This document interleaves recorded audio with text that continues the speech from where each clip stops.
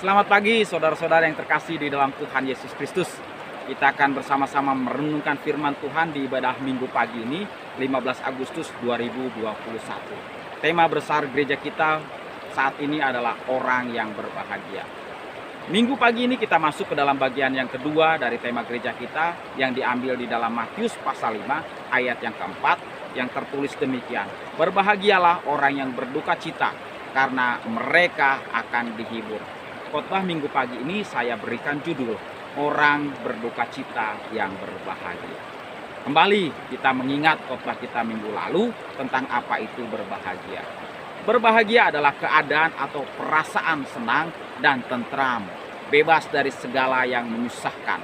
Kebahagiaan memberikan dampak yang positif dalam segala segi kehidupan dan akan mengarahkan pada hidup yang lebih baik. Misalnya memberikan kita kesempatan untuk menciptakan hubungan yang lebih baik, menunjukkan produktivitas yang lebih besar, serta memiliki umur yang panjang dan kesehatan yang lebih baik. Kreativitas yang lebih tinggi dan kemampuan pemecahan masalah yang akan membuat keputusan mengenai rencana hidup yang lebih baik ke depan. Dalam Alkitab, kata berbahagia atau makarios ini menunjuk pada kesejahteraan semua orang yang karena hubungannya dengan Kristus dan firman-Nya menerima kerajaan Allah yang meliputi kasih, perhatian, keselamatan, dan kehadiran Allah dalam hari lepas hari. Hal tersebut menunjukkan bahwa kehadiran atau keberadaan Tuhan dalam hidup orang tersebut merupakan makna berbahagia yang sesuai dengan kebenaran firman Tuhan. Lalu bagaimanakah arti duka cita? Duka cita menurut pandangan manusia adalah kesedihan hati, kesusahan. Menurut ilmu psikologi, arti duka cita salah satunya adalah kelumpuhan emosional, tidak percaya, kecemasan akan berpisah, kemudian putus asa, kesedihan, dan kesepian yang menyertai di saat individu tersebut ditinggalkan oleh orang yang dicintai. Sekarang kita akan lihat bagaimana berduka cita yang dimaksudkan oleh Tuhan Yesus Kristus dalam bagian firman Tuhan ini.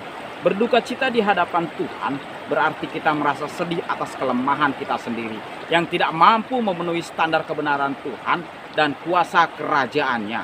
Duka cita karena kita berdosa dan dengan mata kita yang tertuju pada Kristus.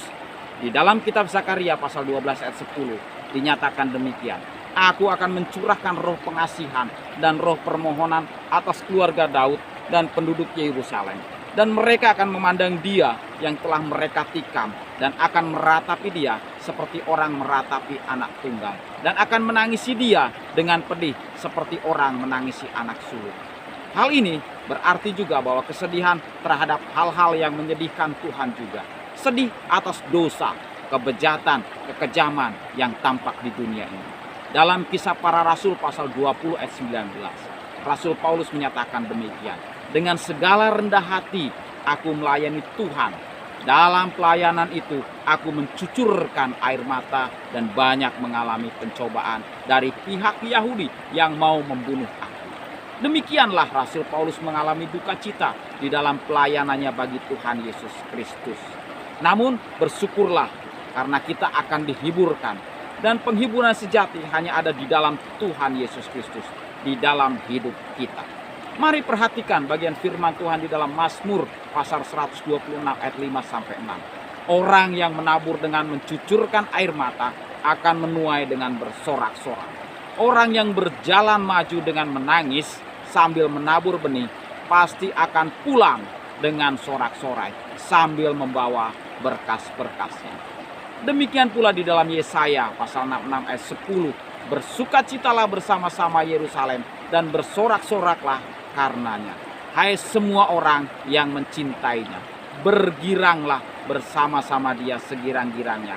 Hai semua orang yang berkabung karenanya. Sebagai penerapan di dalam kehidupan kita, mari datang pada Tuhan Yesus Kristus karena kedukaan kita tidak dapat memenuhi kebenaran firman Tuhan. Maka dilayakkanlah kita oleh karena kasih dan anugerahnya di atas kayu salib bagi kita. Bukan karena kemampuan kita, tetapi karena kasih karunia. Pada akhirnya, kehadiran Tuhan Yesus Kristus yang mengubahkan duka cita kita menjadi sukacita yang sejati. Dan kita adalah orang-orang yang berbahagia. Amin. Tuhan Yesus Kristus memberkati kita semua.